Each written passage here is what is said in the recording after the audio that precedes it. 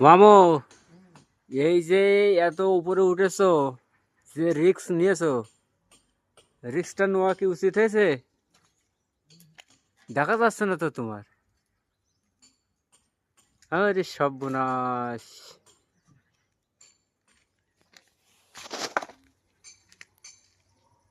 এইভাবে ট্রেজিং এর উপরে যদি রিস্ক নাও, তা কি করে হবে?